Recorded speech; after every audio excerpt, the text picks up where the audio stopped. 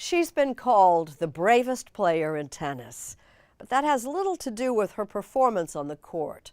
John Wertheim, joining us from 60 Minutes, explains why. Did you know you had this level of courage in you? Are you surprising yourself right now? Yes, I was. You are? Yeah, because I'm in general a very careful person. I will think 300 times before saying something. If some topic like this will come up, I will most probably just sit in the corner without saying anything. But then in one moment I just realized that no, I cannot just sit and not say anything. For the first half-dozen years of her pro career, Daria Kasatkina was known as an ascending player whose tennis was predicated on brains, not brawn, using her racket less as a high-powered weapon than a scalpel. She was known throughout tennis by her nickname, Dasha. She was not known for being political or particularly outspoken.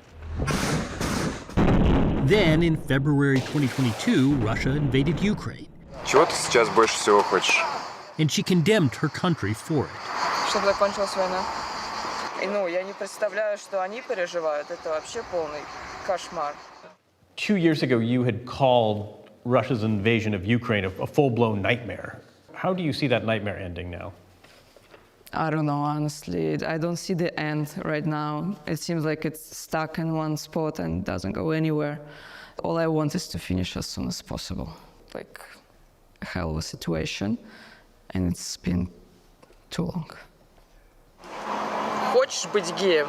Там, хочешь, не хочешь, знаешь, стал, не стал. 5 months after the invasion, Kasatkina, emboldened, made another statement she knew could trigger backlash in Russia, a country famously hostile to gay rights.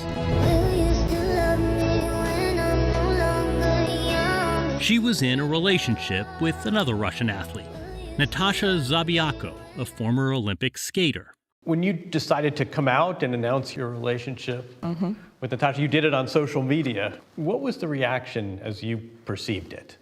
Well, the reaction was loud, but I never regret about it because I realized that it was keeping me so tight. Like I couldn't be like the 100% myself in life and then on the tennis court as well because all these things are connected. After this, I just start to feel so much better. This volley of candor changed her life and her status, not least with her homeland. Your relationship with Russia is complicated, isn't it? Well, not exactly with Russia. I love my country. Like before the war started, I spent so good quality time there. I really was enjoying coming back there, spending time with my family, friends. I felt there like a fish in the water. Now, probably not. She was born in Tolyatti, an industrial city bisected by the Volga River 600 miles east of Moscow. A natural athlete, Kasatkina was drawn to tennis. She turned pro as a teenager, and by 2018, age 21, she was one of the world's top players, winning tournaments. During breaks from the tour, she relished returning home. No more. She hasn't been back to Russia since the invasion began more than 2 years ago. It's been made clear that she's not welcome. There was a Russian politician that called for you to be labeled a foreign agent. Well, yes, this guy actually works in the sport ministry, so he actually is supposed to improve sport in our country and support athletes. This action doesn't seem exactly like that. He didn't succeed. Though 3 of her brothers have left the country and moved away to Canada, her elderly parents choose to remain in Russia. Do you worry about them? I always worry about them, about the people I love, of course. I can have my thoughts, but they are my parents. If I want them to respect my decisions, I have to respect their decisions.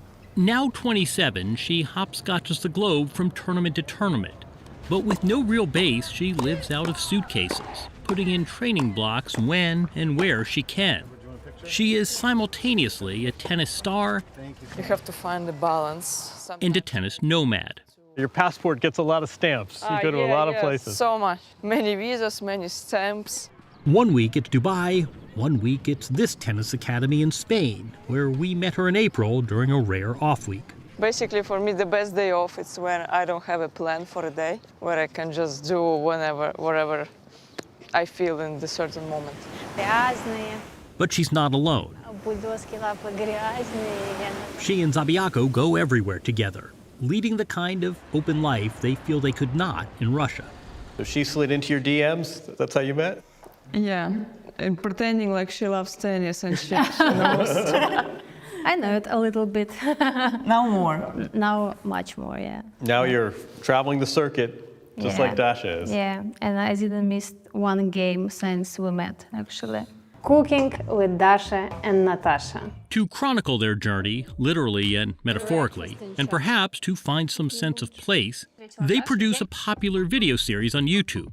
Dasha is quick to note that Natasha does the heavy lifting. First of all, I like that we have something to do together. I love that it helps you to relax a little bit because tennis is so tough and you can enjoy a little bit more.